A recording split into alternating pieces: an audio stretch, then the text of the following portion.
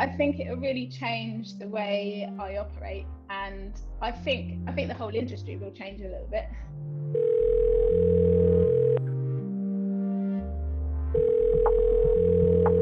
Hey Laurence. Hey Josh.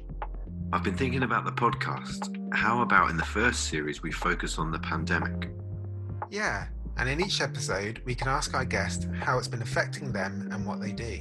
We could ask people to join in with the hashtag posnegative. How would we introduce it each week?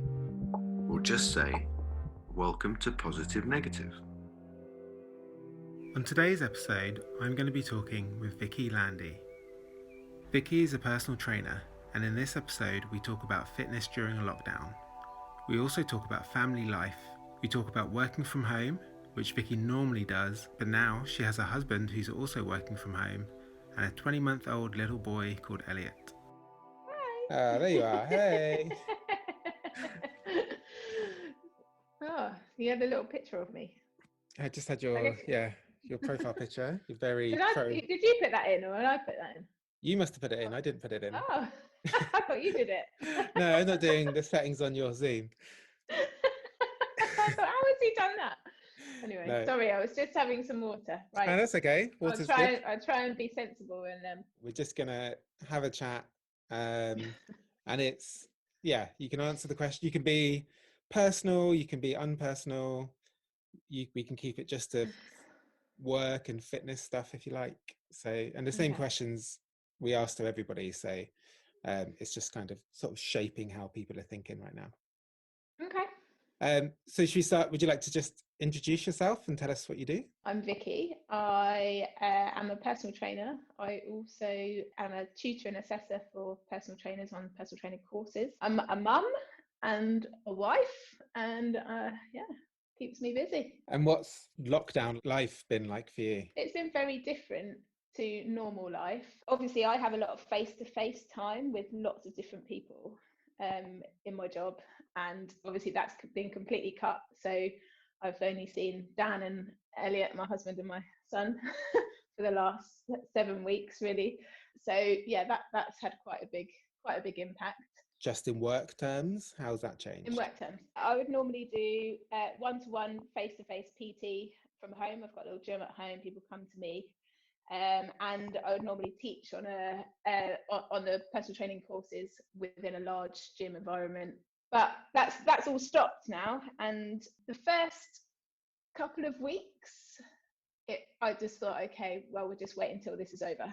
And then it became quite apparent that this isn't going to be over particularly quickly. So how can we adapt, and how can I continue to work mainly for my own benefit, my own mental health, as well as helping other people and keeping other people active and still sort of going throughout the lockdown. So now I'm doing online personal training, and it's really taken off more than what I would ever expected, to be honest, because people are at home, people are have a bit more time on their hands, and I'm seeing people that I've trained a long time ago that I haven't seen for ages, and they've said, I would love that.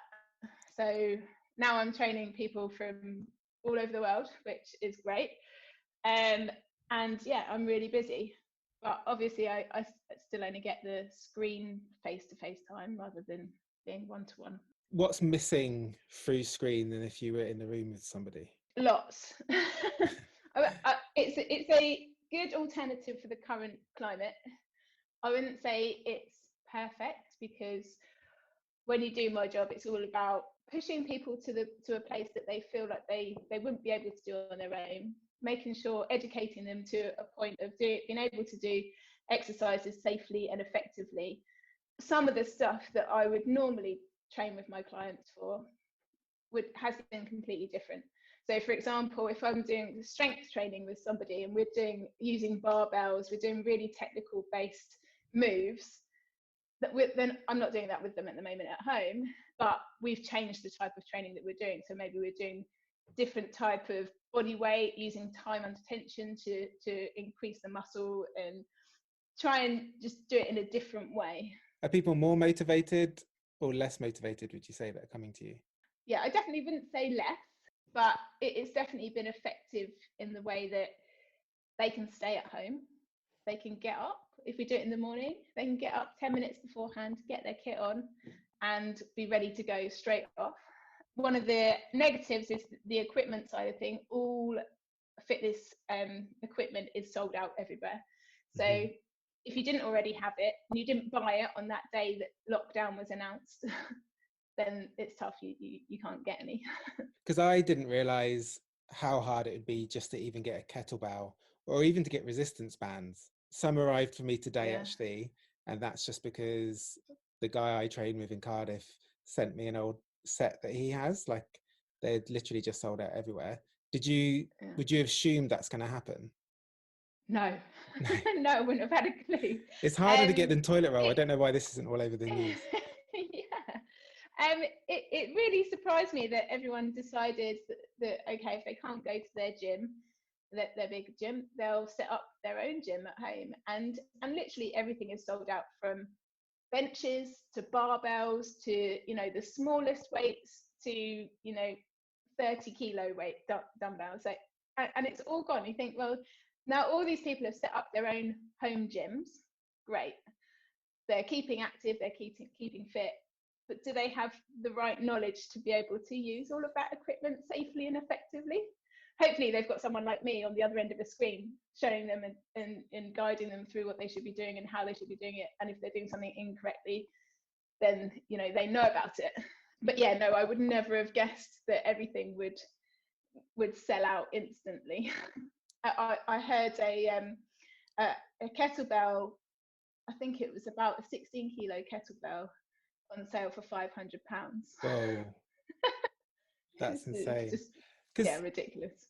I've seen kettlebells probably 16 kilos for sale and like between 100 and 200. That seems to be the going rate in a lot of places. What would a normal price of a 16 kg kettlebell be? I'm not sure, but it would probably be about 30 to 40 pounds. Yeah, that's what I expected. And then when I was looking online, I was just like, I don't know exactly, but that's insane.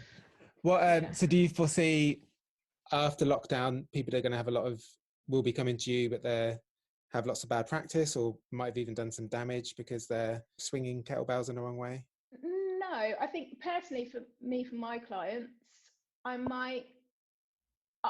think their fitness would have improved. The majority of them, even the ones that I'm not seeing at the moment, I know are getting their daily activity. They've gone, right, okay, I'm going to start running, or I'm going to do my hours of daily exercise outside because I've got the opportunity to do that and I need to get out of the house. I'm working at home with my family at home 24/7. Perfect opportunity to get out of it.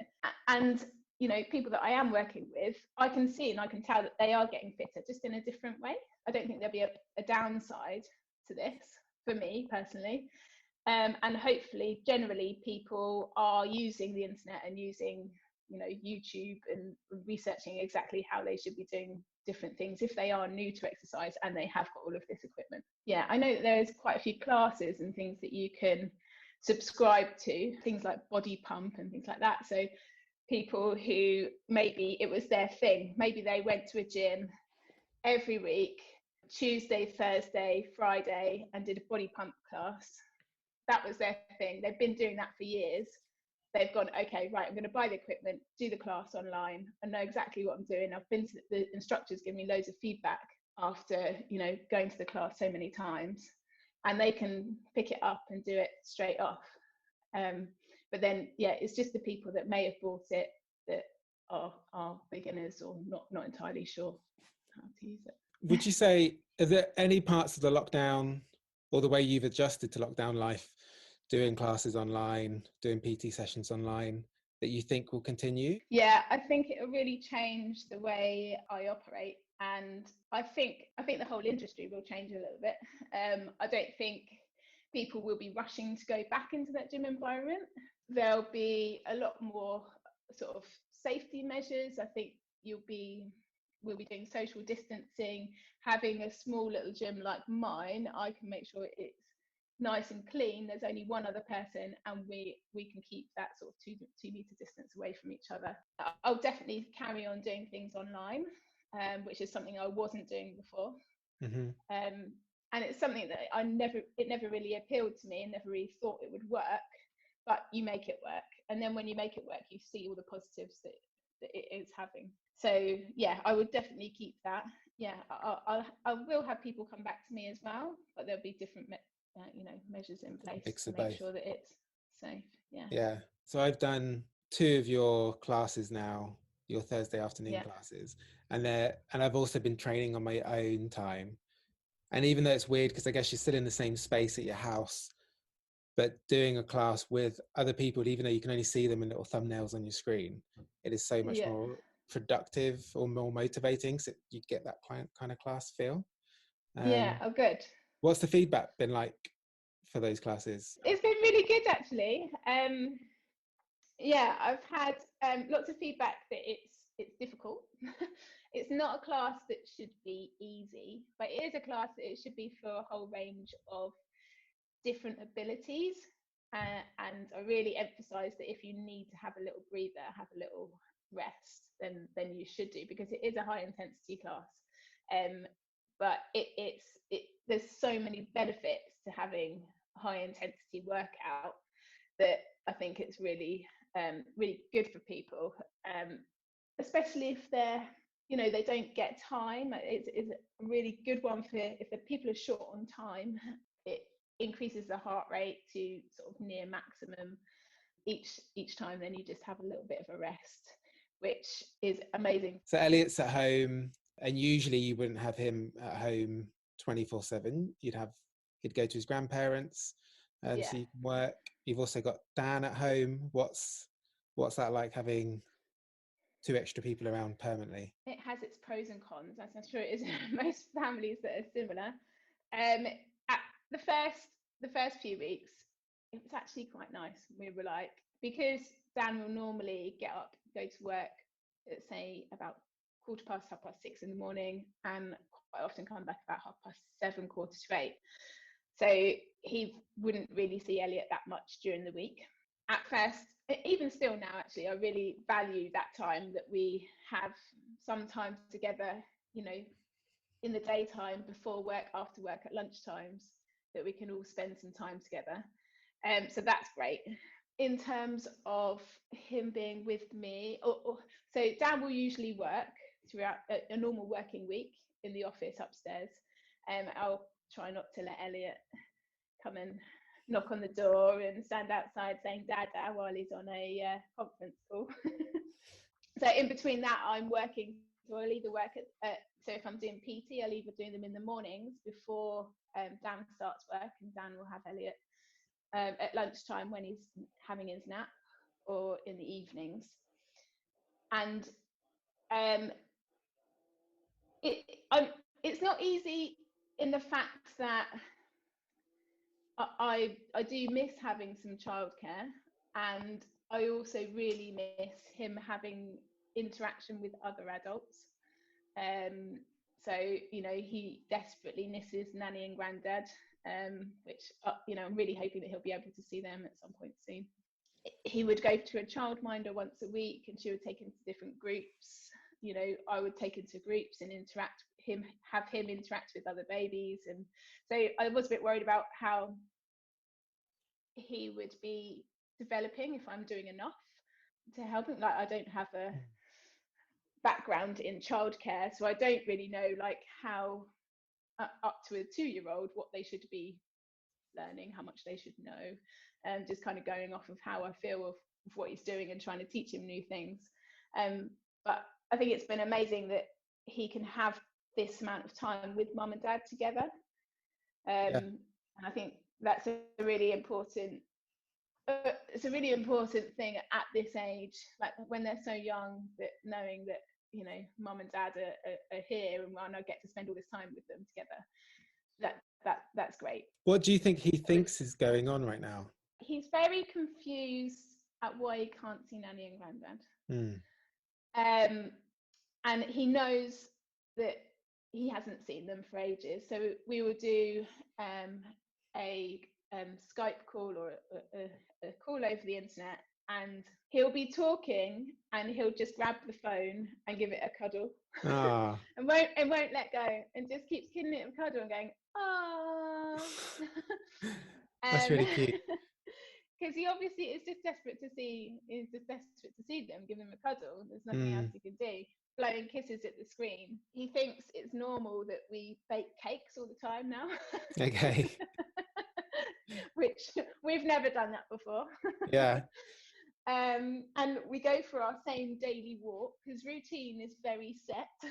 Yeah. Same daily walk to go and see the horses, which he absolutely loves. So we did a class that we used to go to in person. Obviously we haven't been since lockdown, and we did one on Zoom last week, and I thought, oh well, we'll see how it goes.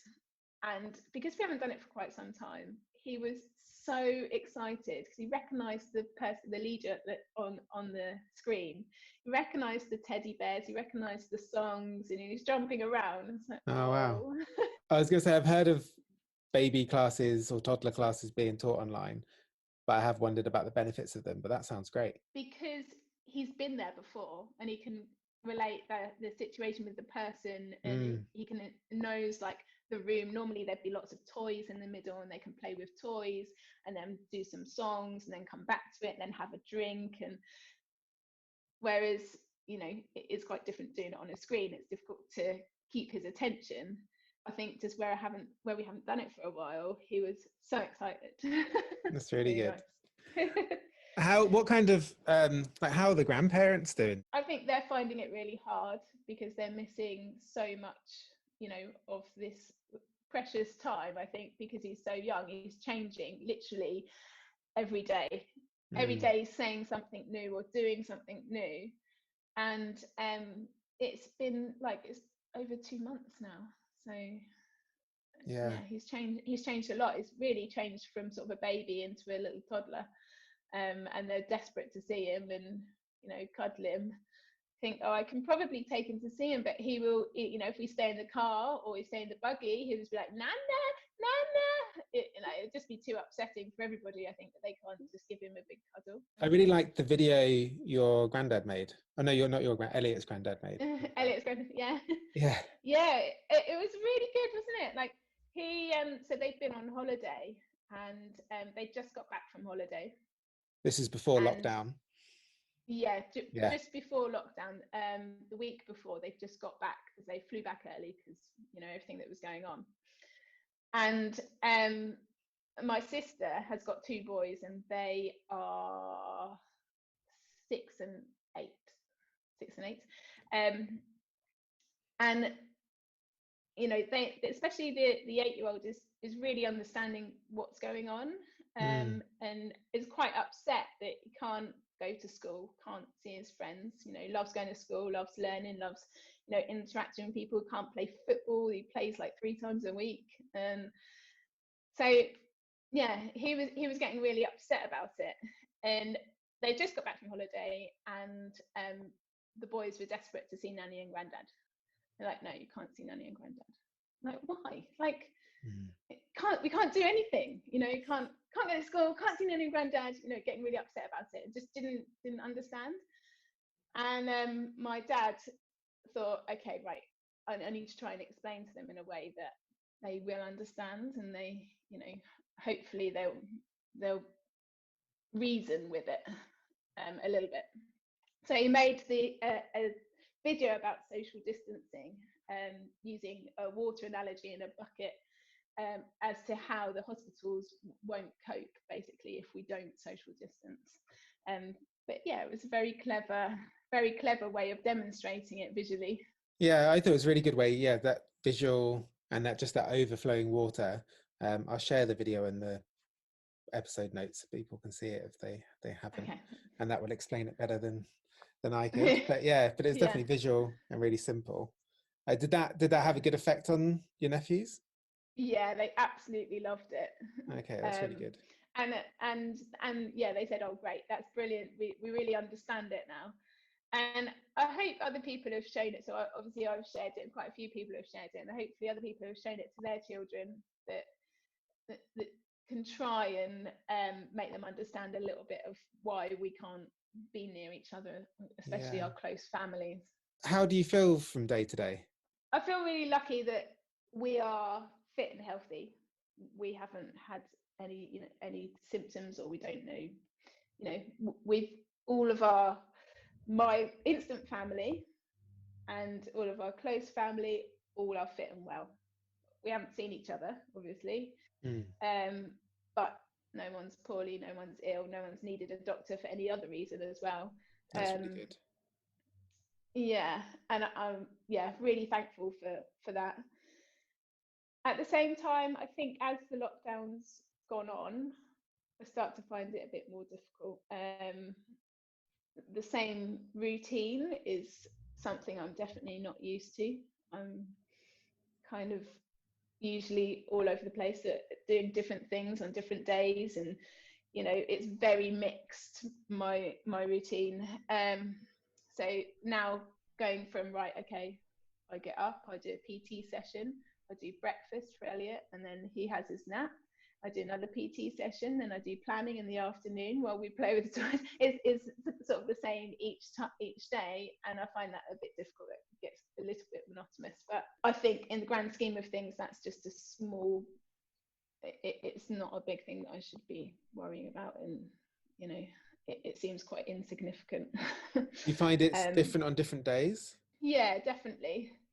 I think if I watch the news a lot, yeah, it definitely affects my mood. I've started to, so I used to watch the daily briefing every day, make sure I was home, ready, 5:30, 4:45, 5, sat in front of the telly.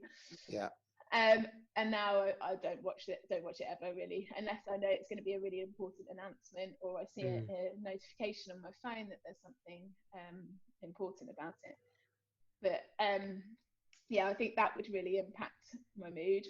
When it first started, I was quite upset about the whole thing. Again, I think it took a while to sink in, probably like most people, because it's such a drastic change in lifestyle. Yeah. You go from sort of 100% to about 5%. Yeah. Overnight. Yeah. I think I'm starting to get used to it, but desperate to see family and friends. Yeah. Everything else to do with general lifestyle, I'm not too worried about.